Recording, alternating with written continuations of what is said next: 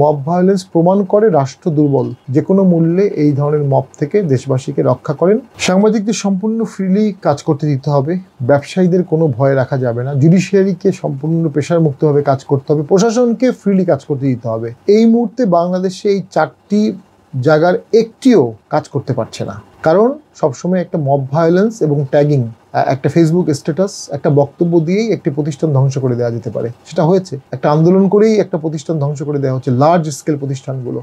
এবং আমি মনে করি যদি বাংলাদেশের কেউ মঙ্গল চায়, এই সমস্ত ট্যাগিং রাজনীতি, এই মব ভায়োলেন্স এবং এই ধরনের ব্লগিং করে প্রতিষ্ঠানগুলো ধ্বংস করে দেয়, এটা বন্ধ করতে হবে। এগুলো বাংলাদেশের প্রতিষ্ঠান, বাংলাদেশের সম্পদ, বাংলাদেশ গড়তে এদেরকে আমাদের লাগবে।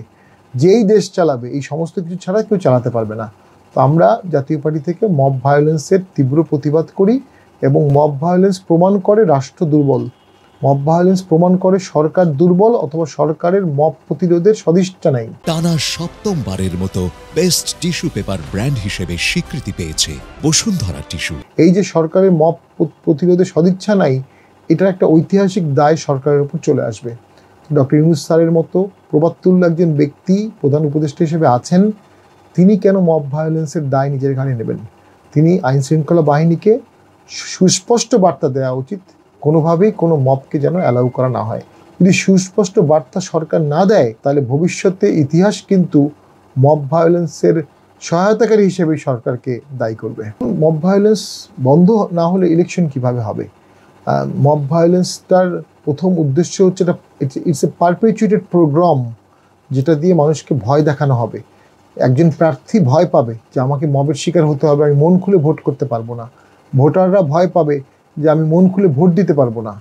প্রশাসন ভয় পাবে যে আমি নিরপেক্ষ থাকলে মব আমাকে ভায়োলেন্স করবে। এই ভয়ের সংস্কৃতি থাকা অবস্থায় একটি দেশে কখনোই কোনো অবস্থাতেই ভোট সুষ্ঠু হতে পারে না, লেভেল প্লেইং ফিল্ড থাকতে পারে না।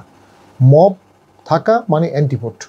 তাহলে আপনি ভোট করতে গেলে প্রথমেই মবটাকে নিশ্চিহ্ন করতে হবে, দমন করতে হবে, মব মুক্ত সমাজ গড়তে হবে। সেটার জন্য সরকারের আমি এখনও সঠিক সদিচ্ছা দেখছি না। আমি তীব্রভাবে, বা আমি জাতীয় পার্টির পক্ষ থেকে একজন আইনজীবী হিসাবে, একজন রাজনৈতিক নেতা হিসাবে জনগণের পক্ষ হয়ে আমি সরকারের কাছে আকুল আবেদন জানাবো, যে কোনো মূল্যে এই ধরনের মব থেকে দেশবাসীকে রক্ষা করেন।